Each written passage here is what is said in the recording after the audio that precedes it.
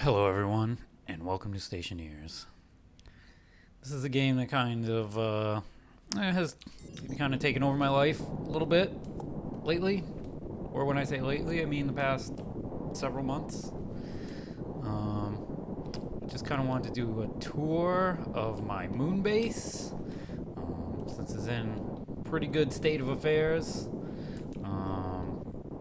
I'm doing this.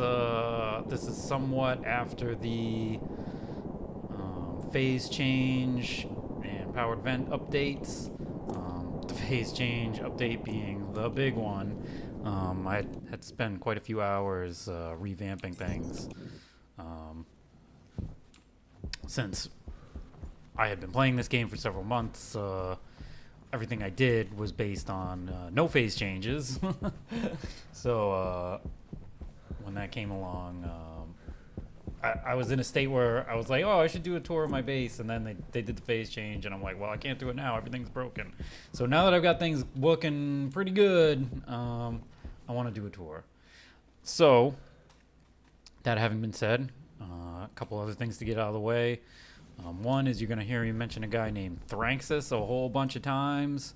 I pretty much wouldn't be playing this game if it wasn't for him, because I was watching him streaming the game while he was playing after an update, and when I first started watching him play, I was like, I don't really get this. I'm into kind of the survivalish and base building games. Like I like Satisfactory, I like The Long Dark, I like stuff like that.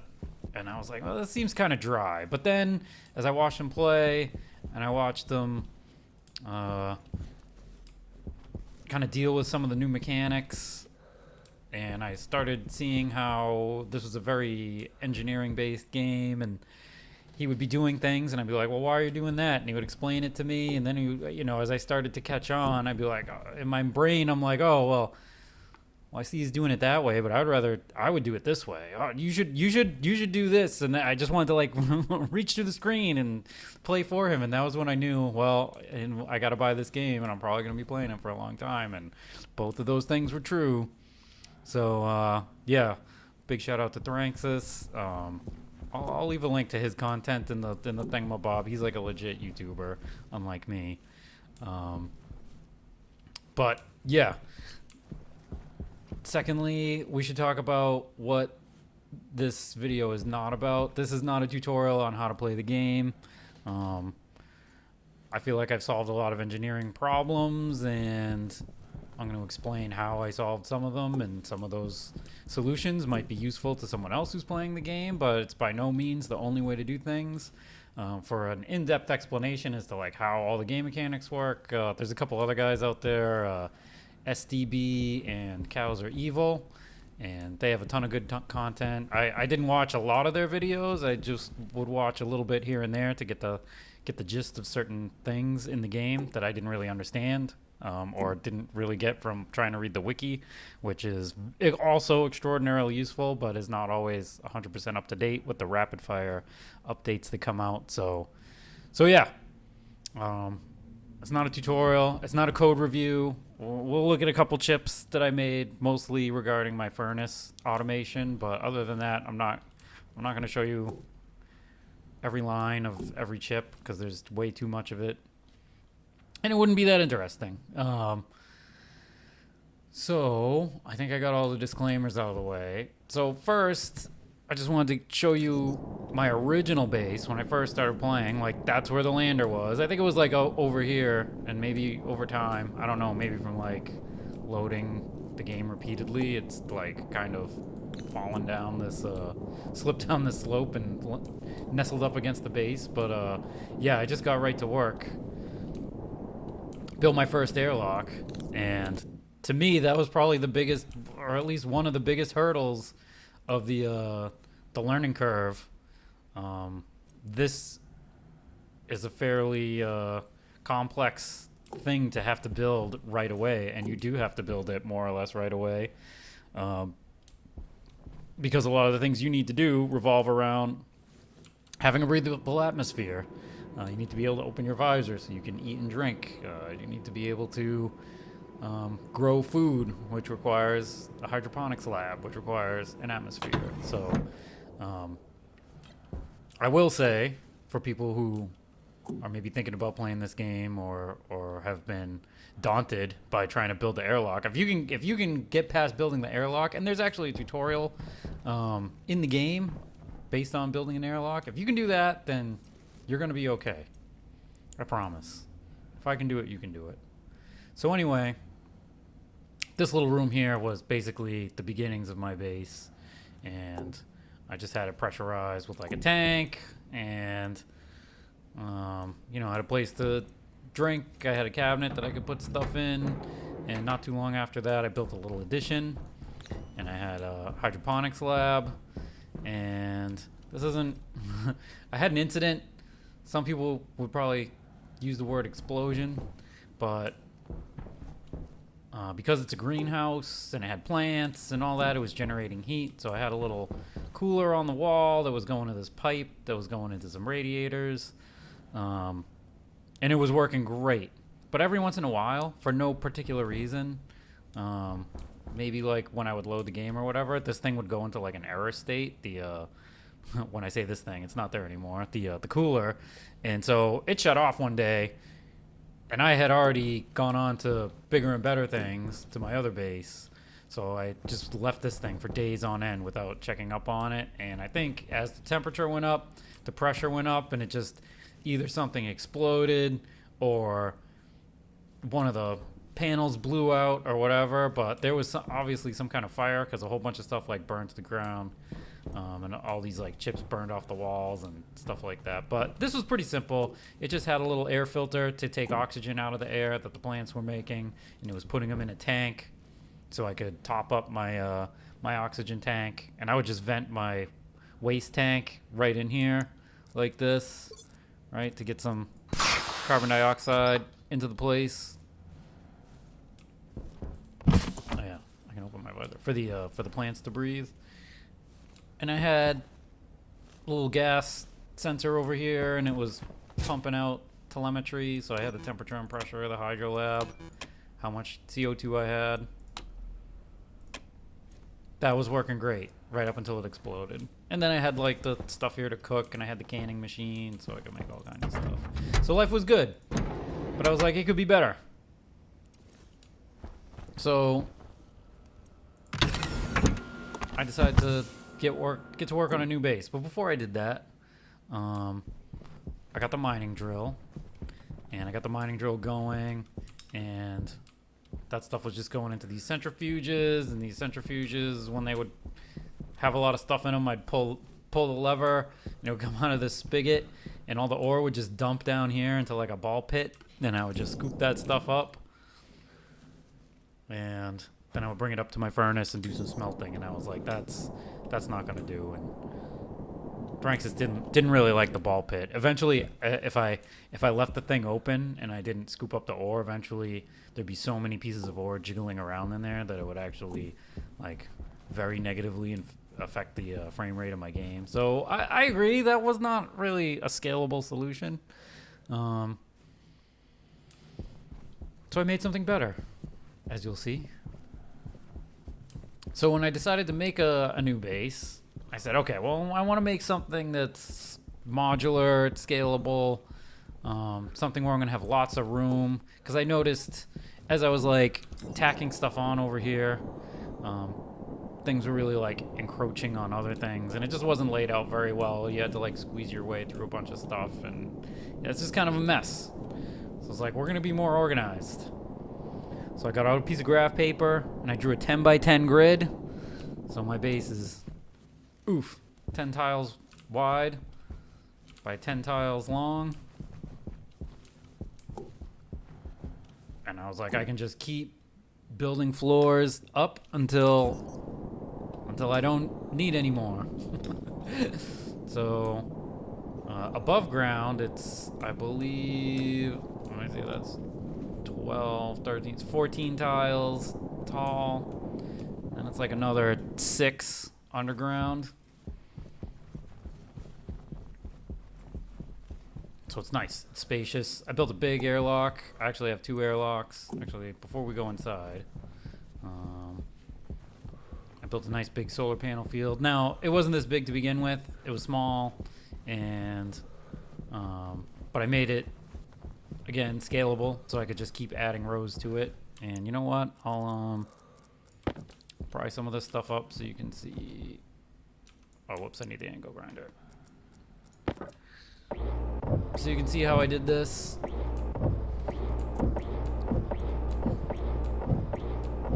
So as you can see, these are the solar panels that are, you'll see in a second. They're the 2-sided ones, so they have the separate power and data ports on them. And the reason I did that is because each row is 10 solar panels long, and each solar panel makes about 500 watts.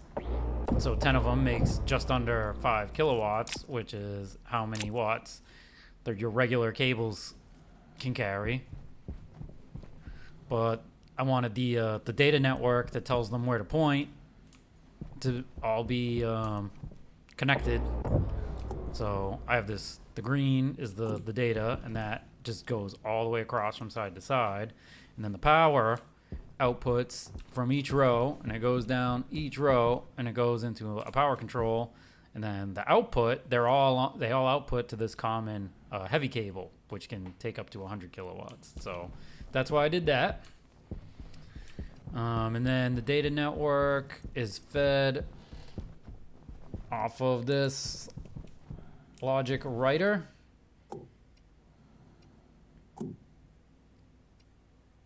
Which, oh no, wait, sorry. It fed off of this batch writer that goes to all the solar panels. And that's feeding off of this logic reader, which is feeding off of a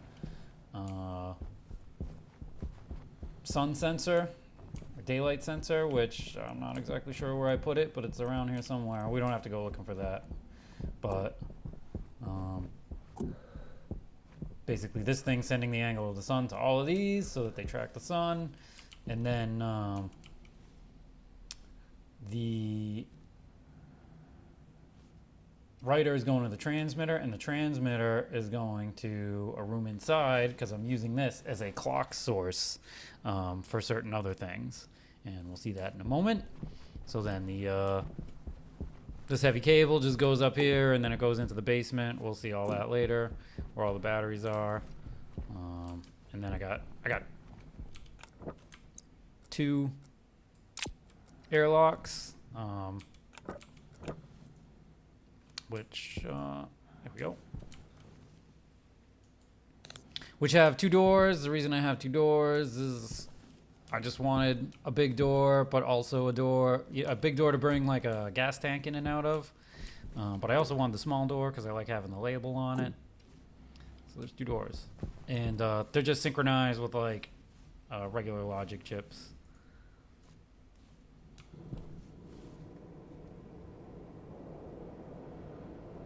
So there's one at the front, one in the back.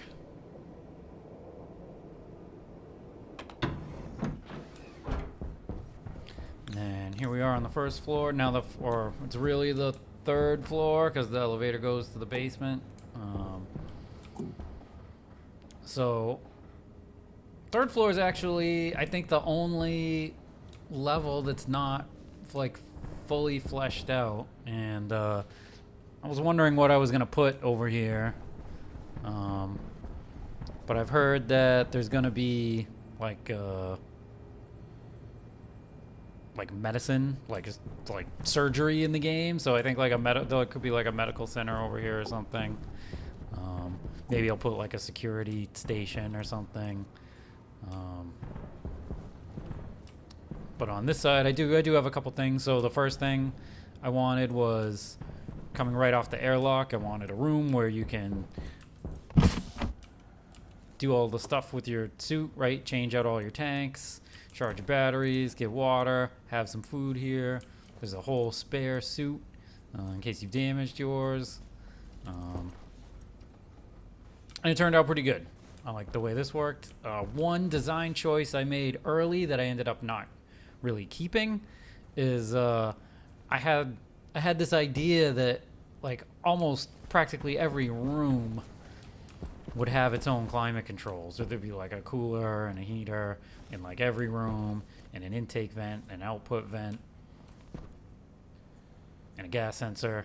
And I quickly realized, one, that would be a tremendous amount of work, and two, it's almost completely unnecessary.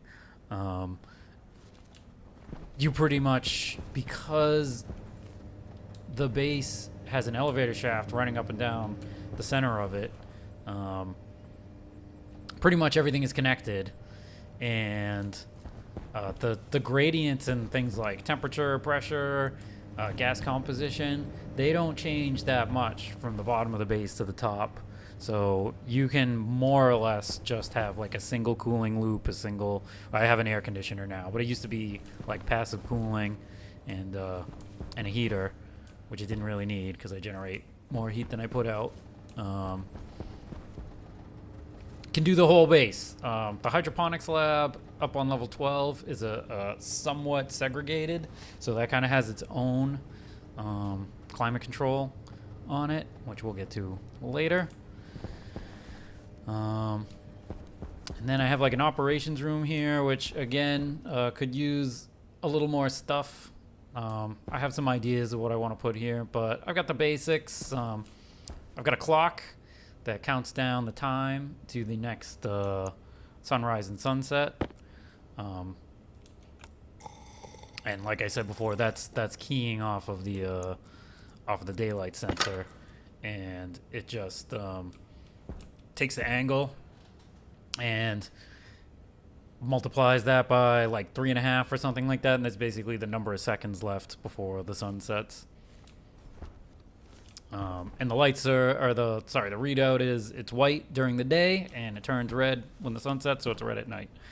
So even though there's a window and you can clearly see, when it's day and when it's not, that's pretty cool that it turns red and white at the sunrise and sunset. Then I've got my power statistics. So this is how much power is coming in, whether it's from the solar panels, from the wireless transmitter that's coming from the old base, or from the generator down in the basement. That's the aggregate input power, and then this is the output power across everything in this base that's using up power. It adds it all up. And then this is the current state of the battery. So as you can see, I'm kind of right on the hairy edge of my solar panel field, being able to meet my power needs without having to kick the generator on, because you need a little bit more than twice what you're outputting, right? Because your solar panels aren't making any power during the nighttime. But like I said, I'm only generating 40 kilowatts, and those large, the heavy cable can take up to 100 kilowatts. So I got plenty of headroom to put some more solar panels down before I have to make like a separate input feed or anything like that. And then I got the current temperature of the coolant, and you know what? That's other thing I forgot to mention, so we'll go outside just for a moment. I did not just close my visor. You'll notice I have a chip in my suit. Keeps me from accidentally killing myself. It shuts automatically when conditions are hostile. So, yeah, that was one other thing I forgot to mention about the solar panel fields. Is I did some experiments concerning how far apart my solar panels should be. Can I just put this down? Oh, it's facing the wrong way. Is it though? I can't even tell. No, it's fine. Oh no, it was facing the wrong way. Anyway,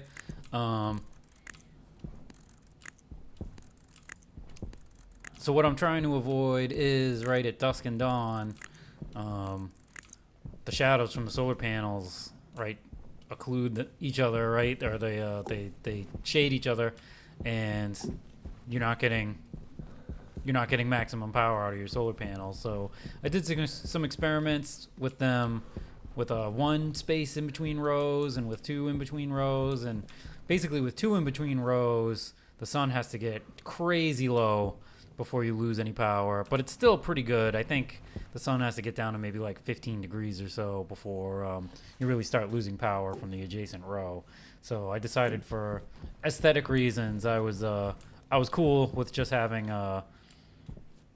one space in between rows. If they're right next to each other, then it's actually it's pretty bad. You lose power for quite some time after sunrise and before sunset. So that was my choice there. And then out here, you can see I have a bunch of pipes with a ton of radiators on them. Before the phase change update, this was water, and it worked great. And my water would go down to like 100 degrees below zero, and it was fine. And I had tons of like thermal inertia, and I could pump all kinds of heat into this thing, and it worked great. But once the phase change update hit and I loaded my game, this pipe exploded, and it shot ice cubes all over the surface of the moon, which looked cool, but that was a problem. So now, as you can see, I'm using pollution. I still have a tiny bit of contamination. There's a little bit of water in there, but not much. So no ice cubes anymore. And we'll talk a little bit more about the cooling loop later.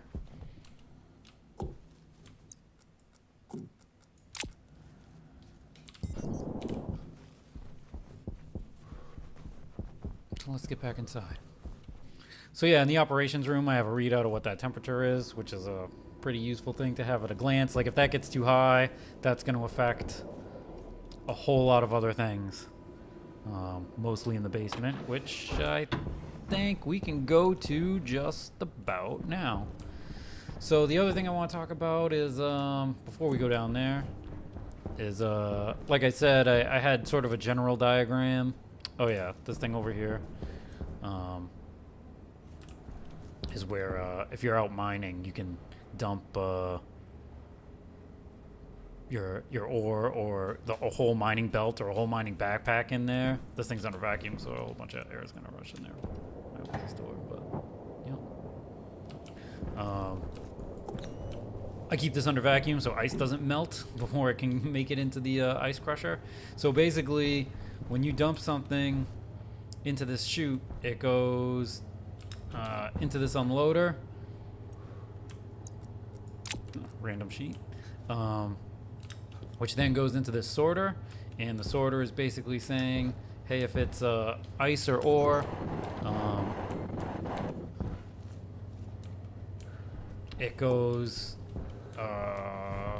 into this other sorter, and if it's not, then it goes back out. So, you can put a whole mining belt in there and it'll grab all the ore and everything. And if you left any tools or anything like that, then your belt and the tools will come out of that chute over on that side. And then this other sorter is basically saying if it's ice, it goes into the ice crusher, which goes into a pipe that goes into the basement. Well, and then if there's sometimes if it's water, it goes down there. If it's like oxide or nitrice or whatever, then all the products go into this waste pipe. They go into the basement. And if it's ore, then it goes down and into the sub-basement, which is where all the smelting happens, and that also where all the ore storage is, and you'll see that in a bit.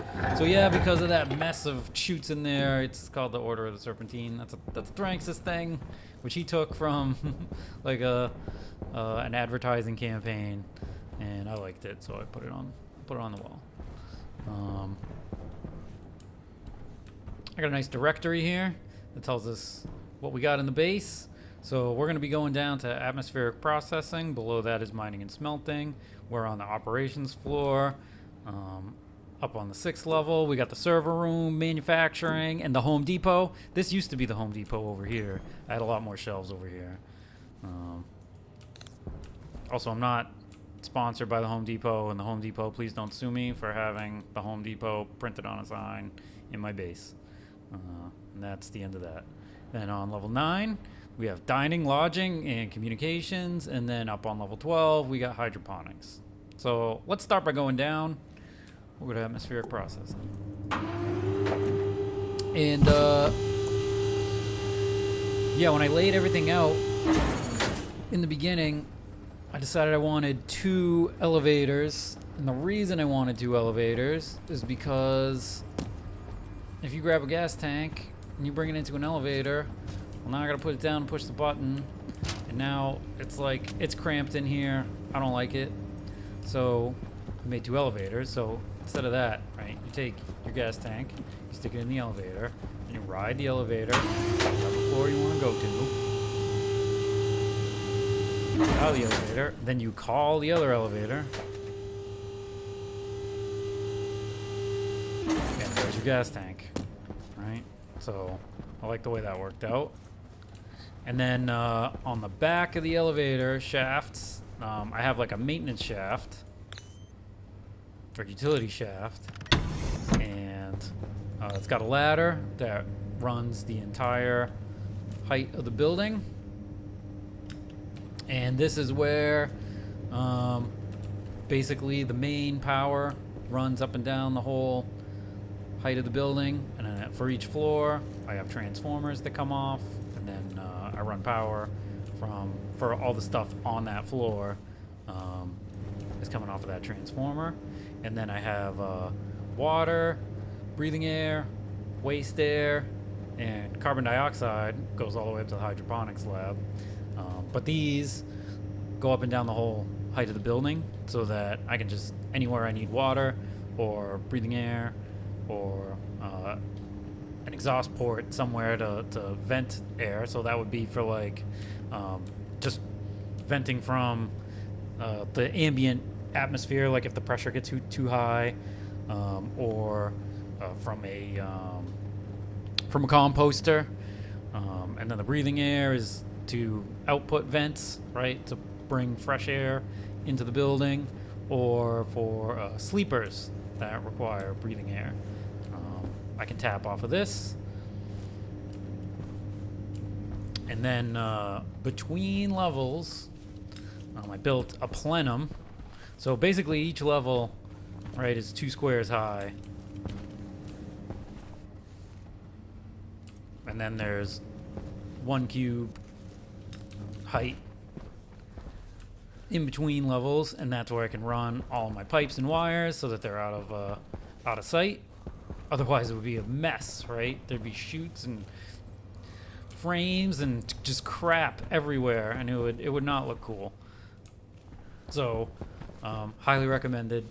Put floors in between your floors.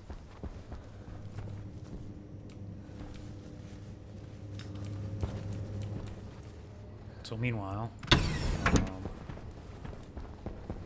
let's get back down to atmospheric processing. So this is where I store all my gases. Before the phase change update, these tanks weren't here. You could just do everything with gas, and then the water was over here.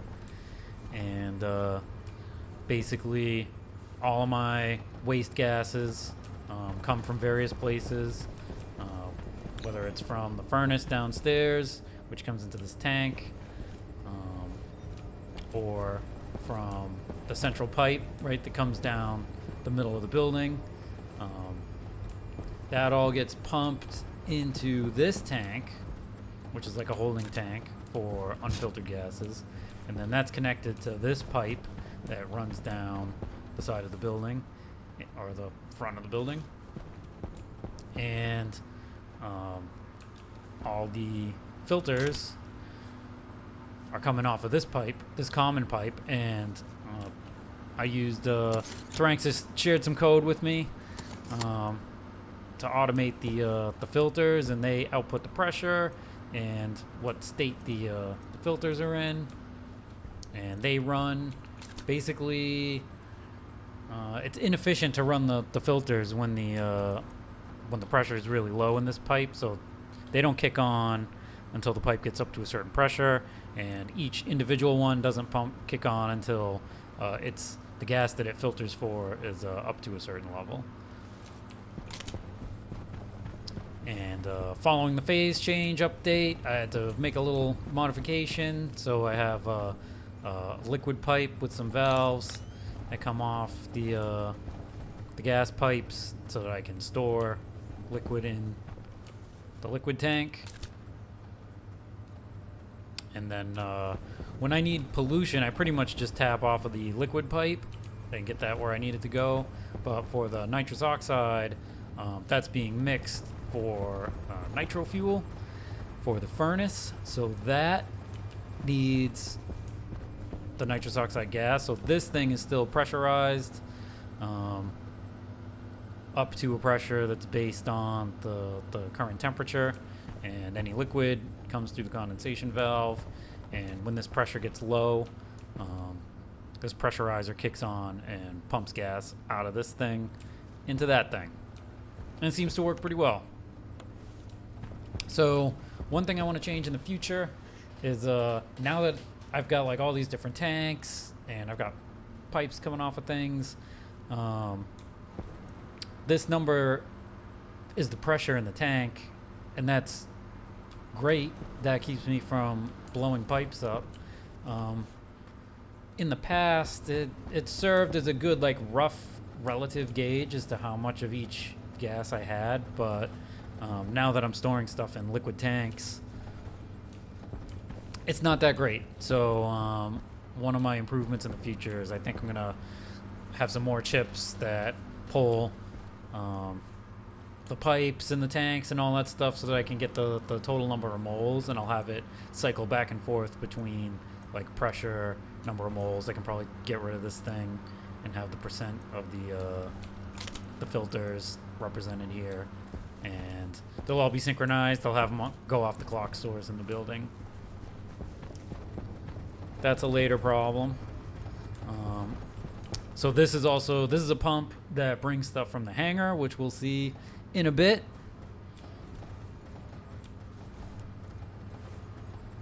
This is where so I used to pump water back and forth between the coolant loop and like my drinking water, but after the phase change update,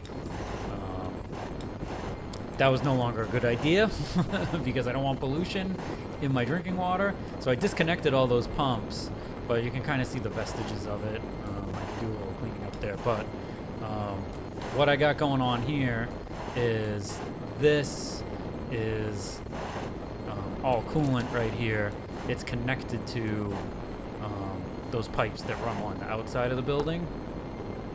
And as you can see, I had I've got some wall coolers here. These kind of used to kick on and off to try to cool the building off. But then I started using passive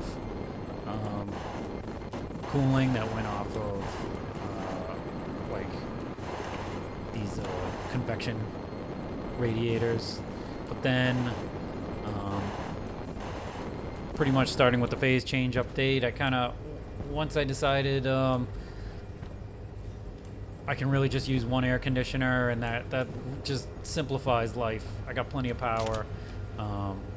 Using the coolant or the pollution as a working fluid for the coolant, this thing is super efficient, and yeah, it's over 100% efficient, and it does a really good job. When this thing runs, even though it's in the basement, it cools the whole building. So I just use this one air conditioner, and this air conditioner is to keep the nitro fuel cold, because if it gets hot, you're gonna have a bad day. And then yeah, when the phase change update happened, a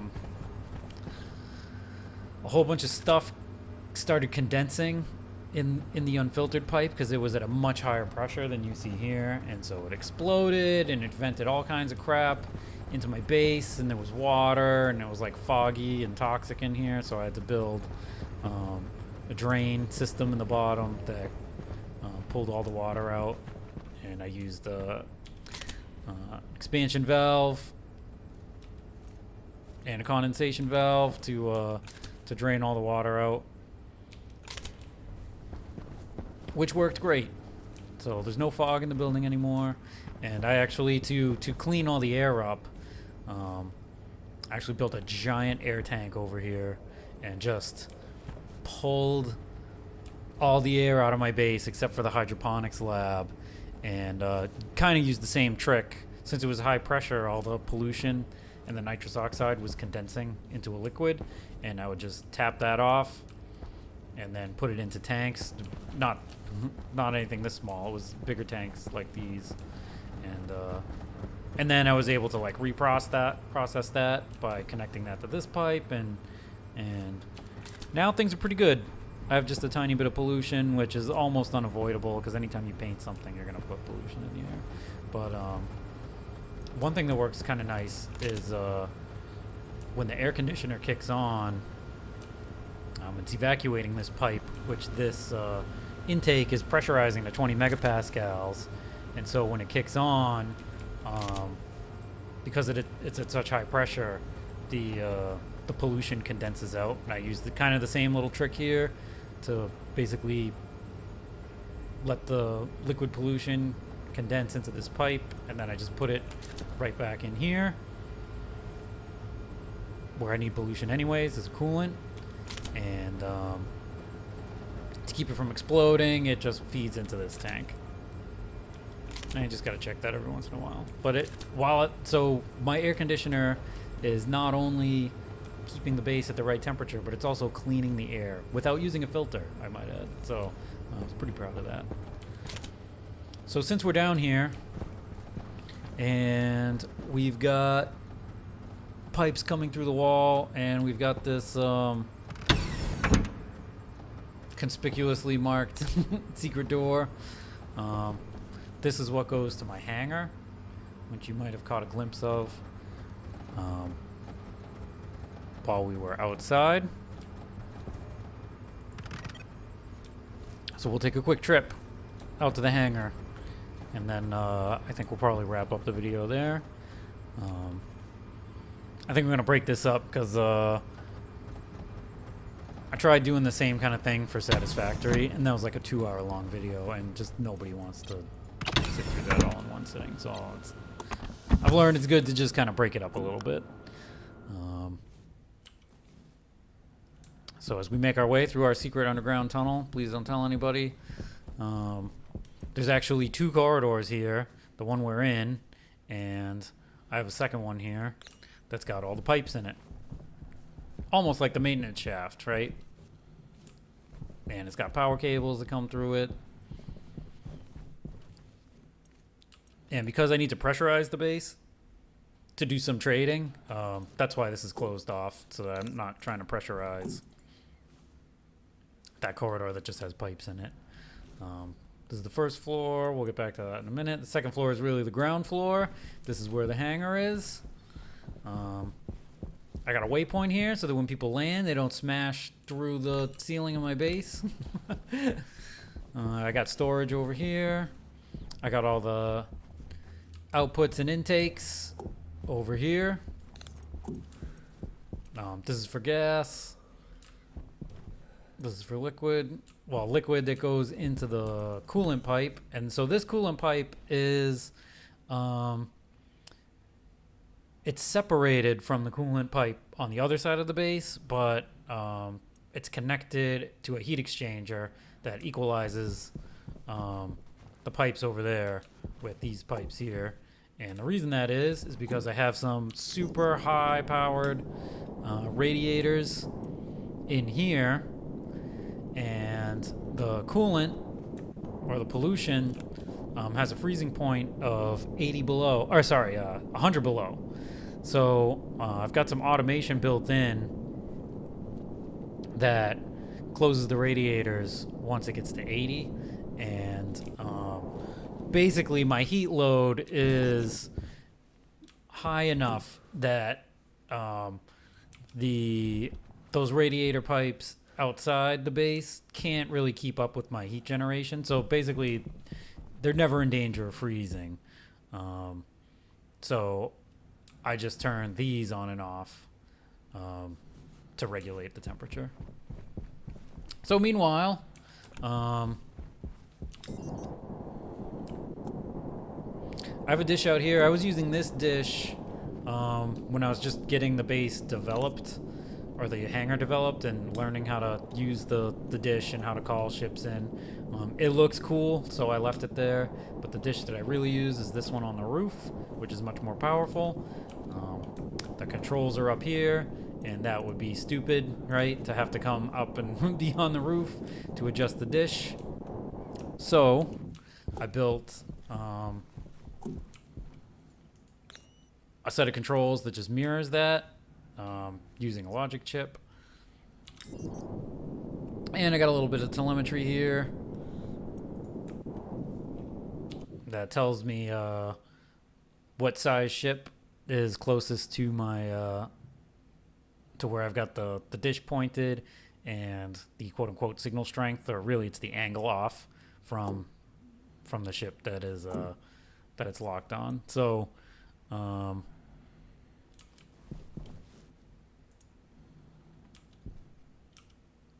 this is the terminal that I use to pull the ships in.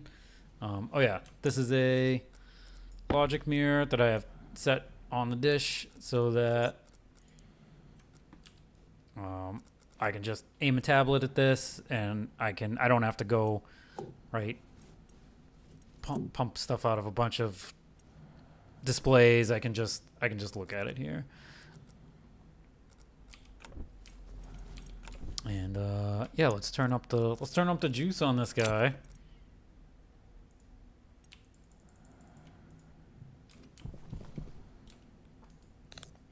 And just for the heck of it, right? Let's call in a ship. So while this guy's coming in, if this were a ship where the trader required an atmosphere, oh, whoops! I interrogated him. Land. Thank you. There you are. Okay. So if this was one where we needed an atmosphere, I would wait for the ship to come in. Oh, you saw the radiators redeploy. So I need to be able to close this door and pump air in. So if we look down here,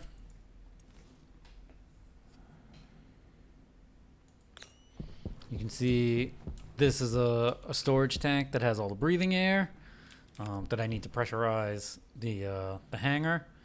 There's a couple turbo pumps here that pump that air in and out of these white pipes that you see prominently in the rest of the hangar to all these vents, and they have bigger vents now, so that's another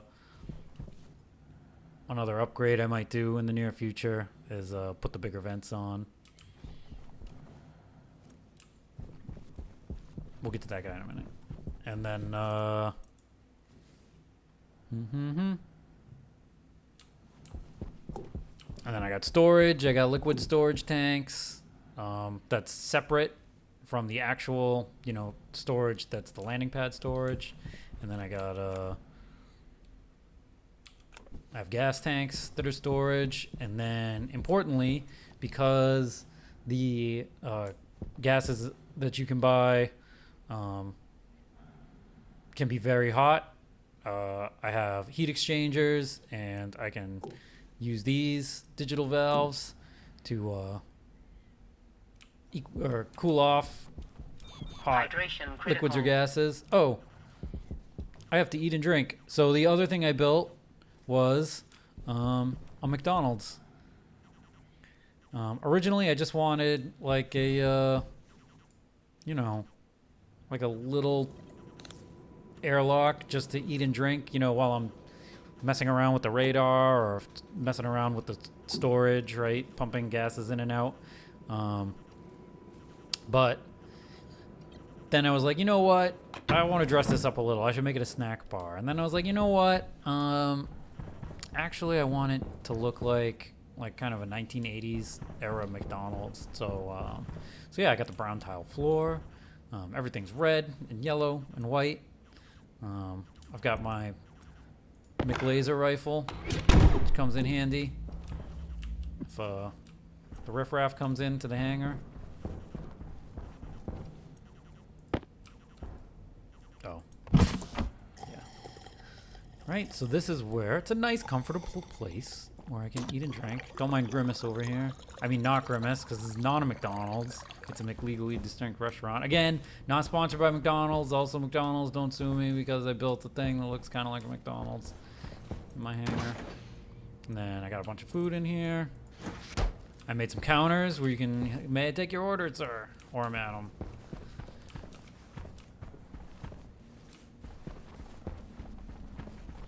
So this came out pretty good. I'm happy with it. Oh, whoops. Oh, man. I forgot to eat. Let's do that quickly.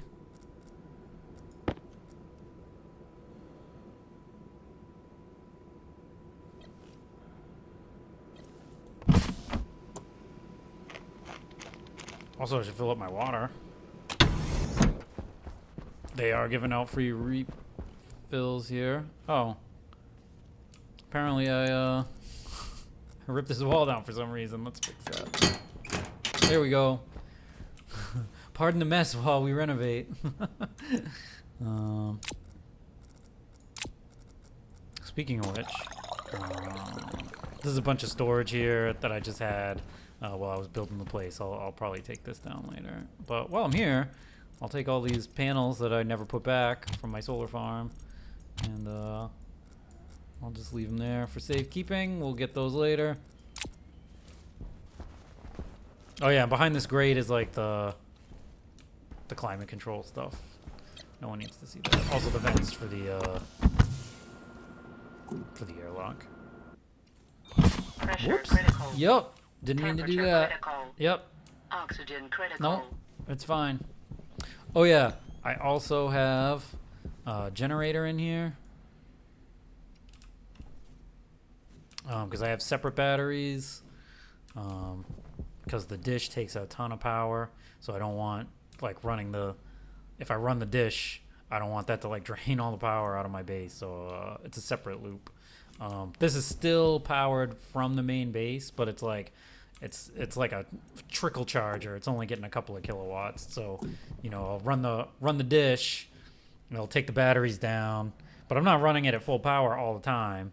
So then when I power the dish back down, it powers this thing back up over time. So the last thing I'll show you is if I did want to pressurize this, because I needed to pressurize the base to trade, then I can close these doors, and you'll notice when I close the doors, the radiators close so that I don't cook or freeze anyone who's standing in here. And then with this button, I can change whether the vents are going in or out, and then with this button, I can turn the power on and off. And that's sort of a manual process. I could have just used like a single button or switch to say pressurize or depressurize, but for various reasons, I find it extremely useful to have more detailed control over what all these systems are doing.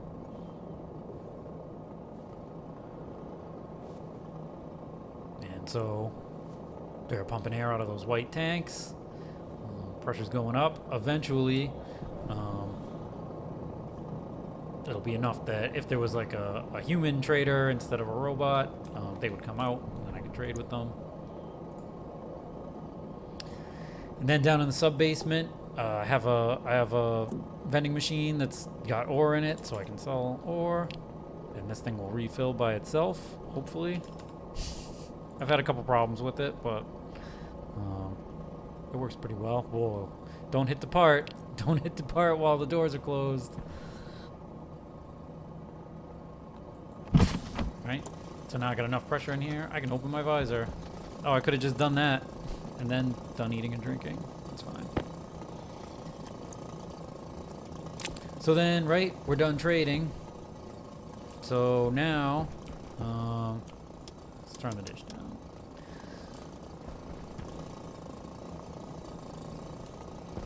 So now I'm going to change the vent mode to intake.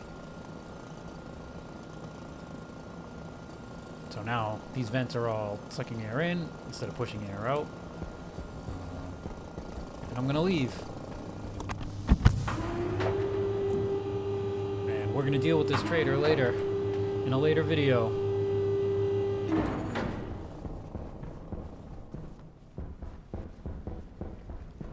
I guess I'm taking a little bit of this air with me into my basement. Okay.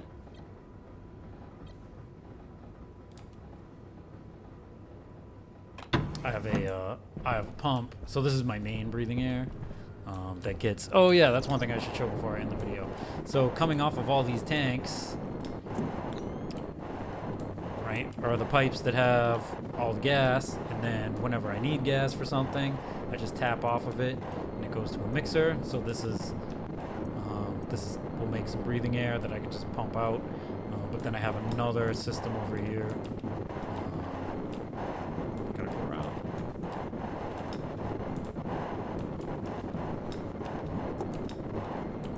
So that big white tank gets filled from these mixers. So that's coming from nitrogen, oxygen, and carbon dioxide. And then you can see it's going into a heat exchanger, and it's got a heater, so I can keep my breathing air at a good temperature. And then for the fuel, same business, right? We got a mixer up there. And this stuff is all controlled by chips that you're going to see later. So I've got the volatiles and the nitrous oxide. And then this thing kicks on and off to keep this at between like 700 and 850 kilopascals. I used to have it at 3 megapascals, but when it goes that high, the nitrous oxide starts to condense, which caused a really big problem, and I might have had maybe a tiny, gigantic fire in the sub-basement. But that's fine. Everything's fine now. So yeah, I think, right, here's the generator. And this generator is at vacuum. It goes to this valve, which goes to this pipe. And this pipe that disappears into the frame goes to the outside. So I used to try to scavenge waste gases from the generator, but that ended up being a problem because I would go into this like positive feedback loop where if the generator kicked on, it would generate all these hot gases, and then I would have to cool them with the cooling loop, which meant I had to run these coolers because it would heat everything up, which would use more power, which would take the batteries down, which meant the generator had to come on, which would generate more hot gas, which meant I needed more cooling, which would take the batteries down. I think you're starting to get the picture, right? So yeah, I just vent that out now. I think that'll do it for the basement, so I think we're gonna end it here. I hope you've enjoyed the first portion of my tour, and I will see you in the next video.